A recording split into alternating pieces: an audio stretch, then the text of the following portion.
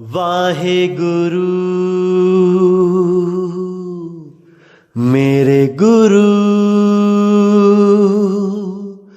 वाहेगुरु गुरु, ओ गुरु मेरे गुरु, वाहेगुरु गुरु। हे गुरु,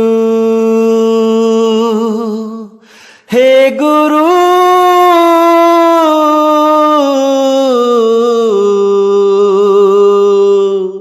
मेरे गुरु,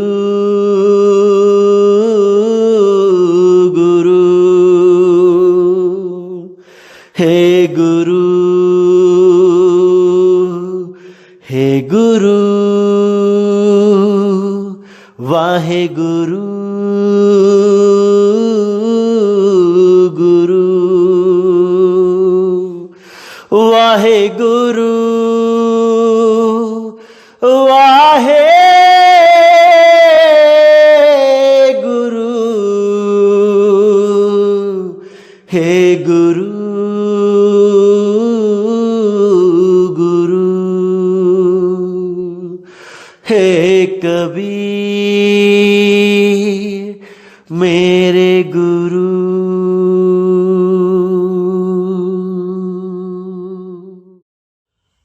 नमस्कार मेरे प्यारे भाइयों, मेरे परमात्मा के प्यारे जीव हंसों।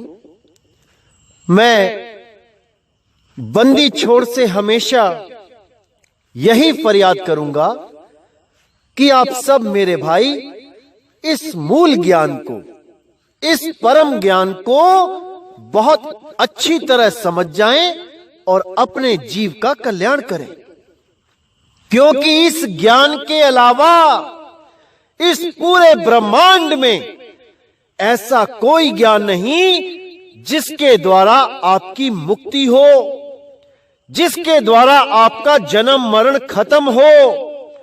इस ज्ञान के अलावा और कोई ज्ञान नहीं, क्योंकि यही वो 13वां पंथ है जिसके लिए कबीर साहब ने आप सबको अपनी वाणियों में भरपूर संकेत दिए थे, भरपूर इशारे किए थे।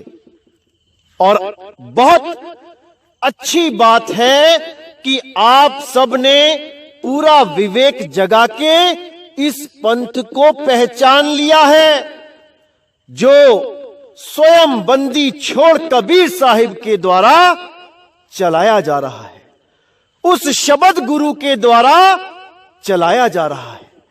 बहुत ही खुशी होती है जब आप हर चीज को क्लियर समझते जाते हो और कोई भी भ्रमित इंसान आपको भ्रमित करने पर भी भ्रमित नहीं कर पाता है, तब और ज्यादा खुशी होती है। मेरा बंदी छोड़ मालिक आप सबको ऐसे ही विवेक प्रदान करता रहे, ताकि आप आने वाले किसी भी कालदूत को बहुत आसानी से समझ सको, उसको पकड़ सको। मैं बस यही अरदास करूंगा मालिक से कि आप इसी जन्म में अपना जन्म सफल कर जाओ, आपको अगले जन्म में आने की जरूरत कभी ना पड़े। तो भाइयों, सबसे पहले तो आप सबको मैं लाख लाख बधाई देता हूं। आज गुरु नानक देव जयंती है। सतगुरु नानक साहिब ने कोई कमी नहीं छोड़ी अपनी वाणियों में समझाने के लिए। हर चीज को बिल्कुल क्लियर करके, हर चीज को बिल्कुल अच्छी तरह समझा के वो यहां से गए हैं। लेकिन दुविधा तब हो जाती है जब कुछ अज्ञानी लोगों के हाथ में डोर चली जाती है। वो खुद तो समझ नहीं पाते और हमें उन वाणियों को समझाने लग जाते हैं जिनका गुप्त भेद, गुप्त राज, गुप्त रहस्य वो खुद नहीं जानते।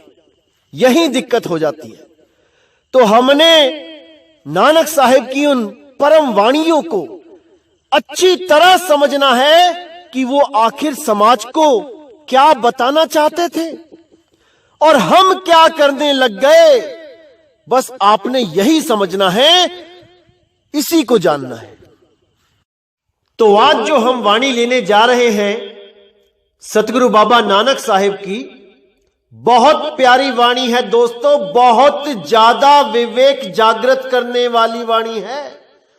आपने पूरी विवेक से पूरा मन लगा के इस वाणी को समझना है, और अगर ये वाणी आपने समझ ली तो मेरे भाई, इस ब्रह्मांड में कोई ऐसा काल का दूत नहीं है जो आपको भ्रमित कर पाए।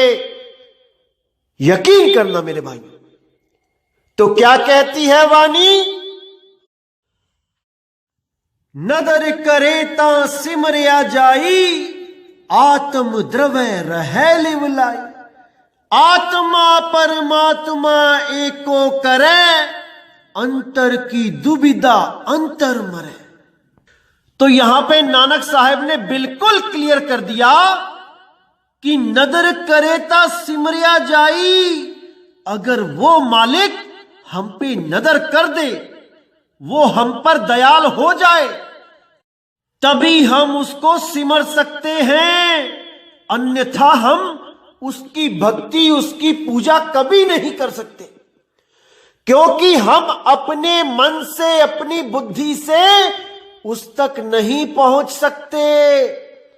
हम अपने मन और बुद्धि के द्वारा ज्यादा से ज्यादा क्या कर सकते हैं?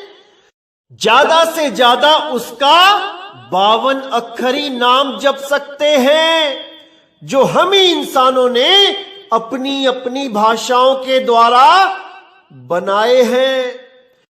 हिंदुओं ने उस परमात्मा को राम राम करके, हरे कृष्ण हरे राम करके, ओम नमः भगवते वासुदेवाय करके, और पता नहीं कितने 52 अक्षरों के द्वारा बनाए गए मंत्रों के द्वारा जप जप के प्राप्त करने की कोशिश करी, लेकिन नहीं कर पाए।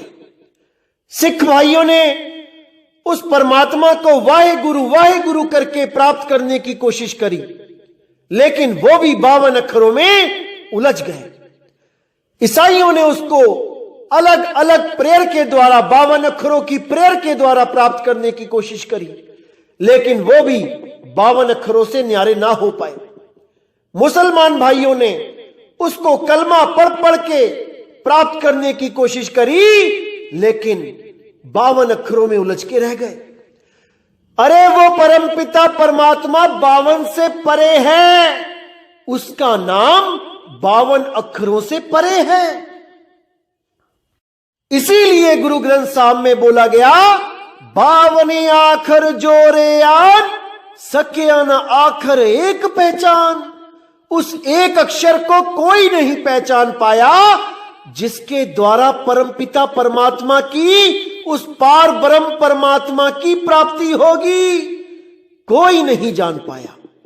इसीलिए कबीर साहब को बोलना पड़ा, 52 आखर लोकत्रय, सब कुछ ही नहीं माही, ये आखर खिर जाएंगे, अरे वो आखर इनमें नहीं, वो आखर इनमें नहीं।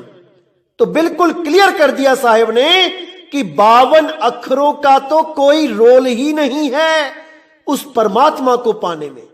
52 अक्षरों का रोल केवल दुनियावी बातें करने में, दुनिया चलाने में और परमात्मा का ज्ञान समझने तक सीमित है। इन 52 के द्वारा हम उस मालिक की महिमा सुन सकते हैं, उसके ज्ञान को समझ सकते हैं, लेकिन 52 के द्वारा हम उसको प्राप्त नहीं कर सकते, नहीं कर सकते, नहीं कर सकते।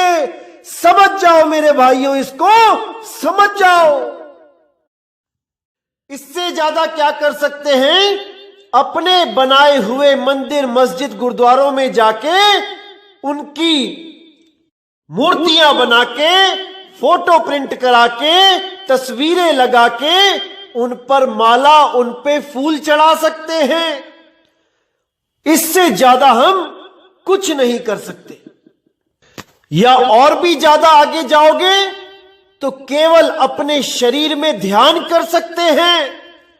कोई नाभि चक्र में ध्यान करके सोहंग का जाप करने लगा, कोई कंठ चक्र में ध्यान लगाने लगा, कोई आज्ञा चक्र में ध्यान लगाने लगा, कोई नाक का अगला भाग जो नाक की कुमली होती है वहां पे ध्यान लगाने लगा, कोई गुदा चक्र में ध्यान लगाने लगा। सब के सब इन्हीं शरीरों के अंदर ध्यान लगाने लगे। इससे ज्यादा कोई कुछ ना कर पाया। इंगला पिंगला सुषमना के ही जाल में सब फंस गए। कोई भी इस जाल से बच नहीं पाया, चाहे वो किसी धर्म का, किसी मजहब का क्यों ना हो। सब के सब इंगला पिंगला सुषमना में, आज्ञा चक्कर में, तीसरे तिल में ही ध्यान लगाने लगे। और वहां पे जो मन राजा बैठा है उसके ही गुलाम हो गए। उस मन ने उन सब लोगों को जो भी ध्यान लगाता था उनको उनके गुरुओं के दर्शन कराने शुरू कर दिए। उसी ज्योत स्वरूप में, प्रकाश रूप में लाखों करोड़ों अरबों सूरज चमका दिए गए और उन लोग को ये विश्वास दिला दिया गया कि यही परमात्मा है, यही बंदी छोड़ है। और वो सारे के सारे इसी काल के जाल में उलझ गए। इससे अलग कोई नहीं हो पाया, कोई नहीं। इसीलिए बोला गया यहां पे, नदर करे ता सिमरे आ जाई। अगर वो नदर करे केवल तभी उस मालिक को सिमरण कर सकते हैं, अन्यथा नहीं।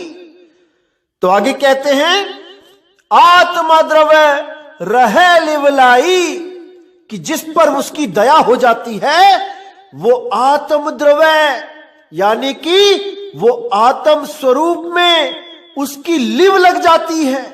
उस आत्म स्वरूप में उसकी सूरत समा जाती है और वो सूरत आत्मा की तरह अडोल हो जाती है।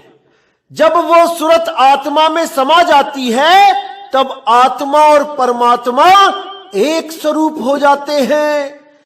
उनमें कोई भेद नहीं रहता, कोई अंतर नहीं रहता। लेकिन बिना भेदी सतगुरु के ये अवस्था प्राप्त नहीं हो सकती।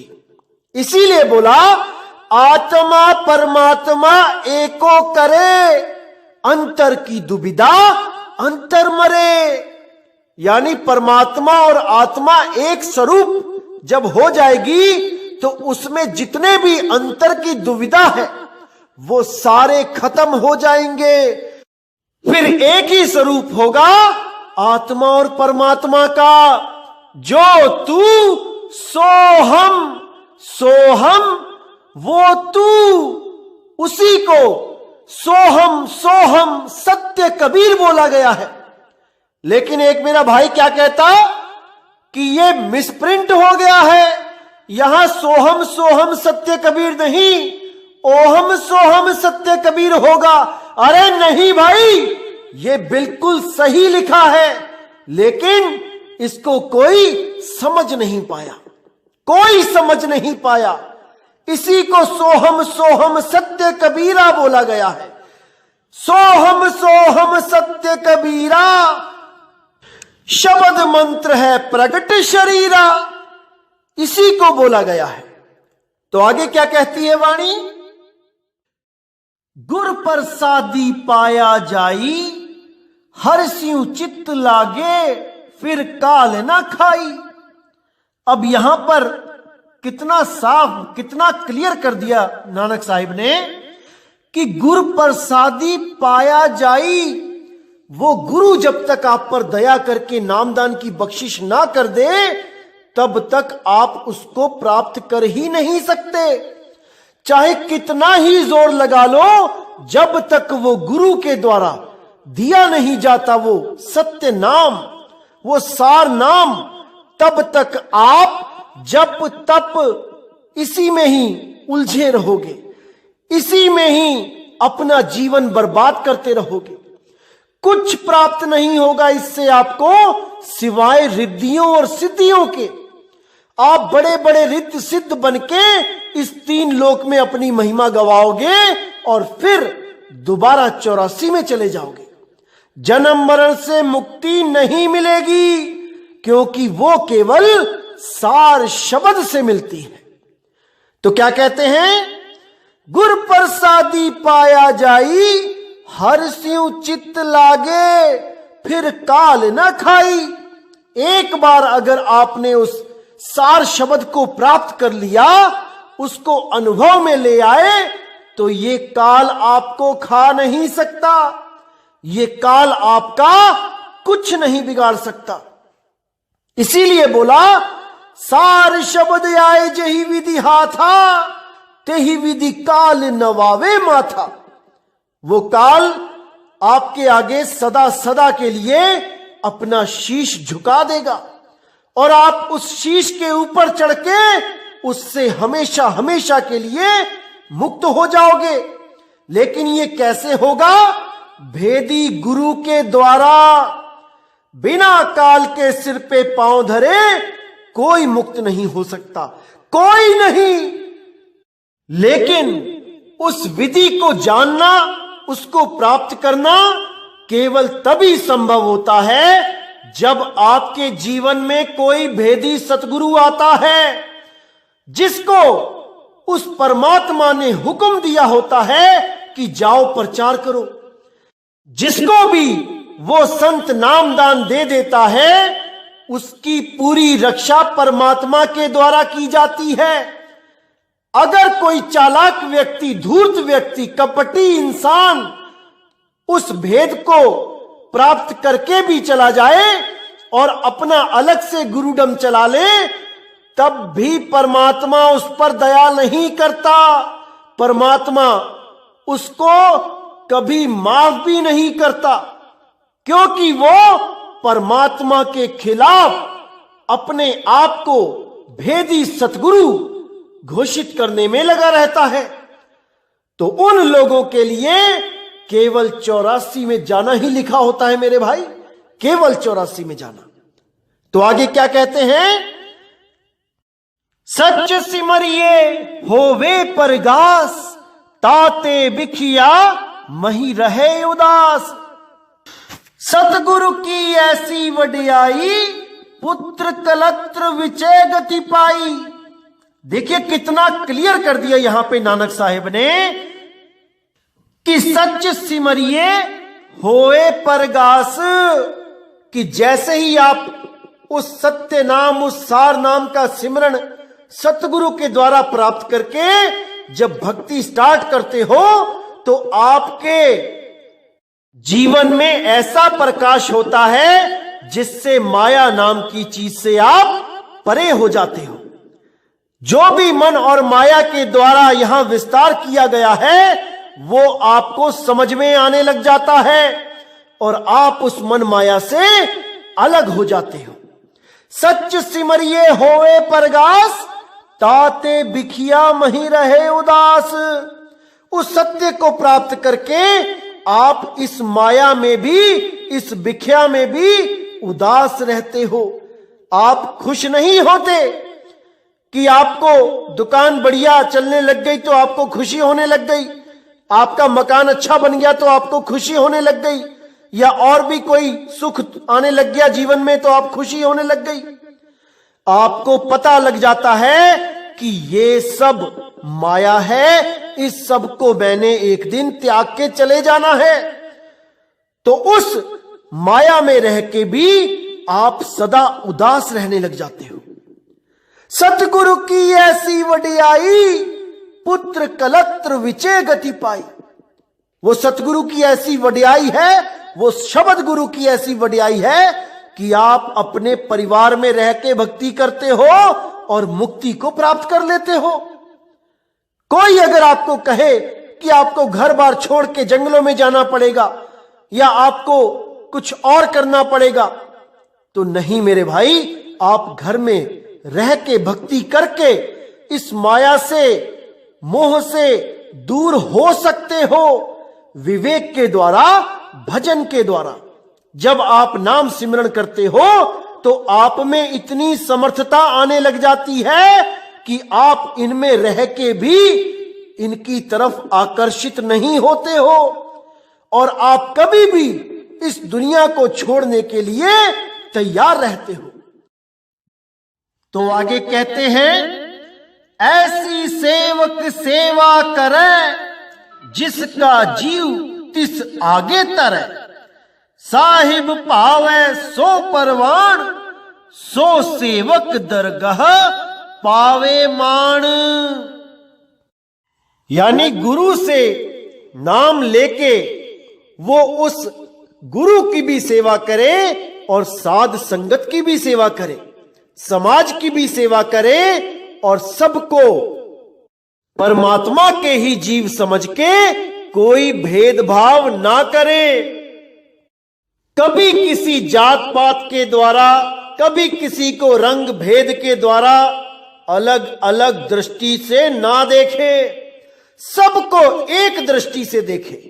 चाहे वो हिंदू है, चाहे मुसलमान, चाहे वो सिख है, चाहे वो ईसाई, सबके लिए समदृष्टि भाव रखे, क्योंकि सबका परमात्मा एक है, एक।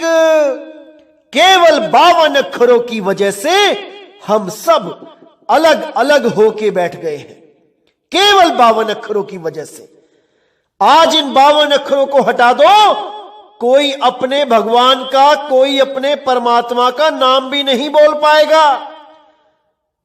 केवल 52 अक्षरों की वजह से ये सारा झगड़ा पूरी दुनिया में फैला हुआ है। आज इस 52 अक्षर को खत्म कर दो, परमात्मा के नाम पे कोई लड़ाई, कोई झगड़ा नहीं होगा, सब एक हो जाएंगे। क्योंकि ना तो कोई राम बोल पाएगा, ना कोई रहीम बोल पाएगा, ना कोई ईसा बोल पाएगा, ना कोई वाहेगुरु बोल पाएगा और ना ही कोई कबीर कबीर बोल पाएगा। 52 अक्षर को त्यागने के बाद सब नाम खत्म हो जाते हैं मेरे भाई, सब नाम। केवल वो वस्तु शेष रहती है जिसकी खोज हम सबको है। इसीलिए साहिब ने बोला, एक नाम को जानकर दूजा दे बहाए, जप तप व्रत तीरथ नहीं, सतगुरु शरण समाए।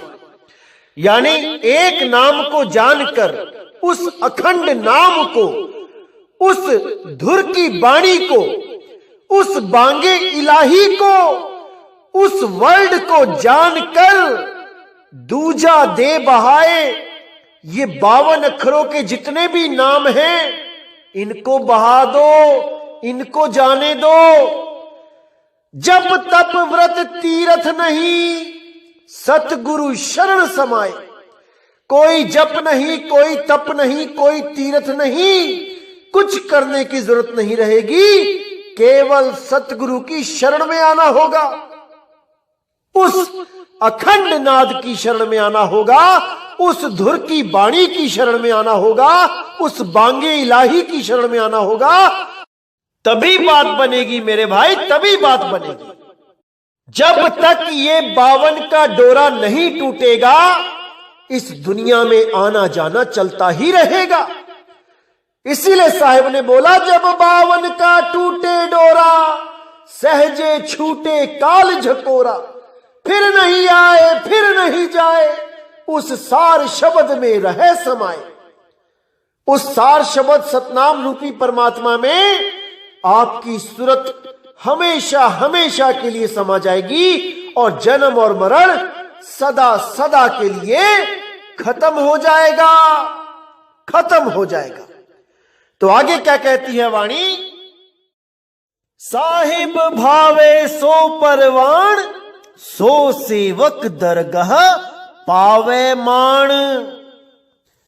यानी जो भी परमात्मा के नाम पे सेवा करता है, परमात्मा के संतों की सेवा करता है, परमात्मा के भक्तों की सेवा करता है और परमात्मा के जीवों को जगाने के लिए अगर प्रचार में योगदान करता है तो उसके लिए बोला है कि साहिब भावै सो परवान।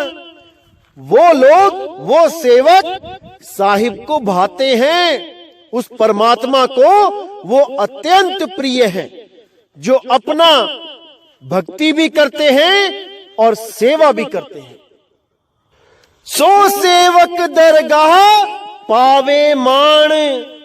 इस प्रकार के जो सेवक होते हैं वो दरगाह में, उस मालिक की दरगाह में मान प्राप्त करते हैं, उस मालिक की दया प्राप्त करते हैं, उसका आशीर्वाद प्राप्त करते हैं और परमात्मा उन पर सदा सदा दयाल रहते हैं, सदा खुश रहते हैं ऐसे जीवों से। इसीलिए बोला गया सतगुरु की सेवा सफल है, जे को करे चितलाई। उस परमात्मा की सेवा सदा सदा सफल है, बस तन मन धन से उसकी सेवा में लग जाओ। तो आगे कहते हैं सतगुरु की मूरत हृदय बसाए, जो इच्छे सोई फल पाए। साचा साहिब कृपा करे, सो सेवक जमते कैसा डरे। अब यहां पर क्या होता है, कई बार इस वाणी को ना समझने के कारण कुछ लोग क्या करते हैं, जो उनका देही गुरु होता है उसकी मूरत यानी उसकी शक्ल को ध्याने लग जाते हैं, उसको परमात्मा की मूरत मान लेते हैं, परमात्मा की सूरत मान लेते हैं, जबकि ऐसा बिल्कुल नहीं करना होता है। मैंने कई बार बोला है कि हां, गुरु को परमात्मा मत मानो, लेकिन परमात्मा से कम भी मत मानो। उसकी इज्जत करो, मान करो, सारी उम्र उसकी सेवा करो, आपको जरूर उसका लाभ मिलेगा, उसका फल प्राप्त होगा, मुक्ति मिलेगी। लेकिन एक मनुष्य को परमात्मा नहीं मानना है, परमात्मा की सूरत नहीं है मनुष्य जैसी। इसीलिए गुरबाणी में बोला गया था अविनाशी प्रभवन महिरात, मानक की तू प्रीति त्याग। इस गलत फहमी में कोई ना रहे कि वो परमात्मा मनुष्य जैसा है, कदापि नहीं। वो परमात्मा बेअंत है, बेअंत, जिसका कोई ना तो आद है और ना ही अंत है। वो एक शब्द धुन है, शब्द नाद है, उसी को अनुभव करना ही परमात्मा से साक्षात्कार करना कहलाता है। वो अनंत है, उसी के लिए बोला गया धुर की वाणी आई, जिन सगली चिंत मिटाई। वो धुर की वाणी, उसी को बांगे इलाही बोला गया है। वो बांग है, इलाही की बांग है, जिसका कभी अंत नहीं होता। ये मस्जिद में जो 5 टाइम की बांग दी जाती है, ये तो शुरू और खत्म होती है, ये शुरू भी होती है और कुछ मिनट में खत्म भी हो जाती है। लेकिन वो असली बांगे इलाही वो कभी खत्म नहीं होती भाई, वो बेअंत है, बेअंत है। तो यहां क्लियर बता दिया गया कि उस शब्द गुरु का पहले स्वरूप जानो, गुरु से अच्छी तरह समझो कि वो सतगुरु का स्वरूप कैसा है, फिर उस स्वरूप को अपने हृदय में बसा लो, एकाकार हो जाओ, उसको अच्छी तरह समझ बूझ के उससे अपनी सूरत को जोड़ लो। उसको कहते हैं कि आपने गुरु मूरत को हृदय में बसा लिया है, आपको समझ में आ गया है कि शब्द गुरु का स्वरूप क्या है। जो उसका स्वरूप है वही आपका स्वरूप है। आप केवल और केवल अपने स्वरूप को भूल बैठे हो, इसलिए आप जीव कहला रहे हो, और वो अपने स्वरूप को जानता है, इसलिए वो पीव कहला रहा है। इन दोनों में कोई फर्क नहीं है, केवल अवस्थाओं का फर्क है। जैसे ही आप भी उस अवस्था में पहुंच गए, आप एकाकार हो जाओगे, अब दो नहीं रहेंगे। अब तो जाए चढ़े सिंहासन, मिले हैं सारंग पानी, अरे राम कबीरा एक भय है, कोई ना सके पछानी, कोई ना सके पछानी। तो आगे कहते हैं, साचा साहिब कृपा करे, सो सेवक जमते कैसा डरे। जिस पर सच्चे साहिब की कृपा हो जाती है, वो जम से क्या डरेगा, उसको कोई डर नहीं रह जाता जम से, क्योंकि उसको वो भेद प्राप्त हो जाता है जिसके द्वारा वो बड़े आराम से इस देह को त्याग के विदेह स्वरूप में स्थित हो सकता है।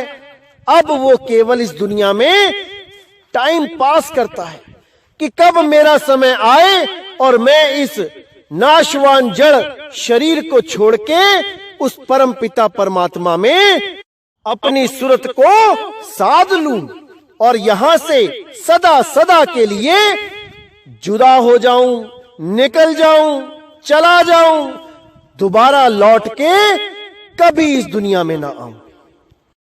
तो आगे कहते हैं, भनत नानक करे विचार, साची बाणी स्यु धरे प्यार, ताको पावे मोख द्वार, जप तप सब ही शब्द है सार। यानी नानक साहिब कह रहे हैं कि मैं पूरा विचार करके सोच समझ के ये बात बता रहा हूं कि जो भी सच्ची वाणी से प्यार करेगा। अब विचार करना मेरे भाइयों कि सच्ची वाणी अगर बोला गया है तो झूठी वाणी भी तो कोई होगी, तभी तो सच्ची वाणी पर विशेष जोर दिया गया है कि केवल सच्ची वाणी से प्यार करना है। क्या है वो सच्ची वाणी, कौन सी है वो सच्ची वाणी, इस पे विचार करना पड़ेगा मेरे भाई। नानक साहिब ने कहा है, जे तू पढ़या पंडित बिन दो आखर दो नामा, प्रणवत नानक एक लंगाए, जे कर सच समावा। इस दोहे को, इस वाणी को खोल के आपको समझ में आ जाएगा कि सच्ची वाणी और कृत्रिम वाणी में क्या फर्क होता है। जो सच्ची वाणी होती है वो 52 अक्षरों से परे होती है और जो कृत्रिम वाणी होती है वो 52 अक्षरों में होती है। इसीलिए बोला, जेतु पढ़या पंडित बिन दो अक्षर दो नामा। कौन से दो अक्षर? एक अक्षर जो 52 अक्षरों में आता है और एक अक्षर यानी अक्षर अविनाशी जो 52 से परे है। और दूसरा क्या? दो नाम कौन से? एक सत्य नाम जो 52 से परे है, एक असत्य नाम जो हमने आपने मिलके बनाए हैं। उन्हीं के लिए बोला कबीर साहब ने, कोटि नाम संसार में इनसे मुक्ति ना होए, और गुप्त नाम सतपुरुष का पावे बिरला कोई। अब कुछ नादान लोग ऐसे भी हैं दुनिया में जो 5 नाम लेकर बहुत खुश हो जाते हैं। कहते हैं देखो परमात्मा का तो एक ही नाम बहुत होता है मुक्ति के लिए, मेरे गुरु ने तो 5-5 दे दिए। अरे 5 छोड़ो, 5 करोड़ मिल जाए तब भी तुम मुक्त नहीं हो सकते मेरे भाई, नहीं हो सकते।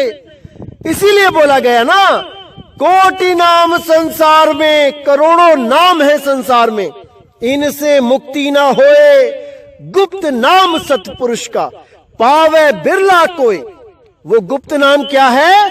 वो है विदेह नाम। उस विदेह नाम का जब तक आपको भेद ना पता लगा, कोई मुक्त नहीं हो सकता।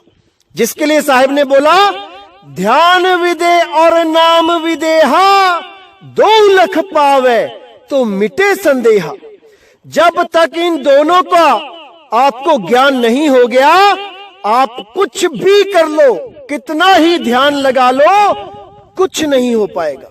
आप निकल ही नहीं सकते इस काल के जाल से, क्योंकि ये विदेह नाम केवल उस जीव हंस को दिया जाता है जिस पर अटल विश्वास हो चुका हो। जब कोई भी जीव चतुर चालाकी छोड़ के, कपट भाव छोड़ के, अपने मन में जितने भी द्वेष है उसको छोड़ के सतगुरु की शरण में आके उसकी सेवा करता है, सतगुरु द्वारा बताए हुए मार्ग पे चलता है, तो गुरु उस पे दया करके उस विदेह नाम की बख्शिश कर देते हैं। और जिस दिन वो बख्शिश हो जाती है, उसके बाद उस जीव को रोकने वाला कोई पैदा नहीं होता, कोई नहीं रोक सकता उसको। जिस पर गुरु के विदेह नाम की छाप लग जाती है, उसको कोई नहीं रोक सकता मुक्त होने से। तो उस विदेह नाम को प्राप्त करने के लिए मेरे भाई गुरु की सेवा करनी होती है, गुरु का विश्वास जीतना होता है। विदेह ध्यान तो कई पंथों में बताया जाएगा, अलग अलग पंथों में बताया जाएगा, लेकिन विदेह नाम कोई नहीं बता सकता, कोई नहीं। केवल बंदी छोड़ कबीर साहब ही आके बताते हैं, वही असली पंथ होता है, नहीं तो नकली तो हजारों चल रहे हैं। विदेह ध्यान बताने वाले हजारों मिलेंगे, लेकिन विदेह नाम बताने वाला कोई नहीं मिलेगा, कोई नहीं मिलेगा। तो कहते हैं, साची पानी से उधरे प्यार, ताको पावे मोख द्वार, जप तप सब यही शब्द है सार। यानी कि अगर जीव को सच्ची धुन से, सच्चे परमात्मा से, सच्चे शब्द गुरु से प्रेम हो जाए, तो काल उसका बाल भी बांका नहीं कर सकता। ताको पावे मोख द्वार, जप तप सब यही शब्द है सार। यानी कि वो मोक्ष द्वार अब दूर नहीं रह जाता। उस मोक्ष द्वार यानी मुक्ति के दरवाजे का भेद बता दिया जाता है, और उस द्वार पे जो अखंड नाद है उसका भेद बता के जीव को सदा सदा के लिए मुक्त कर देता है बंदी छोड़। और सार शब्द के अलावा जितना भी ये जप तप व्रत तीर्थ पूजा कुछ भी है, वो कुछ करने की जरूरत नहीं रह जाती, क्योंकि साफ बोल दिया, जप तप सब यही शब्द है सार। यानी जितने भी जप हैं, जितने भी तप हैं, जितनी भी पूजाएं हैं, ये सब सार शब्द में ही आ जाती हैं। अलग से कुछ करने की जरूरत नहीं रहती मेरे भाई, नहीं रहती। इसी के लिए बोला गया है गीता में अध्याय 3 का श्लोक नंबर 17 और 18 में, कि जो भी इंसान, जो भी जीव सतगुरु से नाम लेके आत्म ज्ञान को प्राप्त करने के लिए तत्पर हो जाता है, उसके ऊपर कोई भी नियम लागू नहीं होता कि वो मंदिर जाके पूजा करे, कि वो आरतियां बनाता फिरे, कि वो मंत्रों का जाप करता रहे, कि वो तपस्या करने जाए, कि वो तीर्थ व्रत पूजा करे। कुछ भी लागू नहीं होता आत्मज्ञानी के लिए। आत्मज्ञानी इन सब बंधनों से मुक्त हो जाता है, सदा सदा के लिए मुक्त हो जाता है मेरे भाई, क्योंकि उसको भेदी गुरु के द्वारा सार शब्द का ज्ञान हो जाता है। इसी को मुक्ति कहते हैं मेरे भाई, इसी को मुक्ति कहते हैं। तो जो लोग सतगुरु से भेद प्राप्त करके भक्ति करके उस अवस्था को प्राप्त होते हैं, उनका आत्मा परमात्मा का मिलन हो जाता है, और ये काल से सदा सदा के लिए छुटकारा हो जाता है मेरे भाई, सदा सदा के लिए छुटकारा मिल जाता है। तो यहां मैं विराम देता हूं सत्संग पे, और आप लोगों को मैं बताना चाहूंगा कि बहुत जल्द दुबई में हमारा सत्संग होगा बंदी छोड़ की कृपा से, और आप सब मेरे गुरु भाइयों की योगदान से, जो आपने इस प्रचार प्रसार में सेवा करी है, मालिक जरूर आपको मुक्ति देगा। बिल्कुल चिंता नहीं करनी है, बस आपने वही करना है जो गुरु जी ने आपको विधि बताई है और जो नाम दिया है उसका सिमरण करना है। बाकी सब उस मालिक पे छोड़ दो। वो दयाल है, वो किसी को भी गर्भ में नहीं आने देगा। अगर आप मर्यादा में रह के और बताई हुई विधि के द्वारा सिमरण करते हो तो मेरे भाई 101% है कि आप दोबारा इस जन्म मरण में नहीं आओगे। लेकिन आपको पूर्ण विश्वास रखना पड़ेगा। शर्त केवल यही होती है, क्योंकि साहिब भी कहते हैं, कहे कबीर सुनो भाई साधो, मैं तो हूं विश्वास में। आपको परमात्मा पे विश्वास है और आपके पास सही नाम है तो मेरे भाई कोई नहीं रोक सकता आपको। जहां आशा तहां वासा हुई और वाह को रोक सके ना कोई नहीं रोक पाएगा। तो मैं दुबई में रहने वाले अपने परमात्मा के प्यारे जीवहंसों से कहना चाहूंगा कि जो भी सत्संग अटेंड करना चाहते हैं वो मुझे मेल कर सकते हैं, मुझे फोन पे मैसेज कर सकते हैं। आपको वहां का लोकेशन सेंड कर दिया जाएगा, एड्रेस बता दिया जाएगा और आप सत्संग में आ सकते हैं।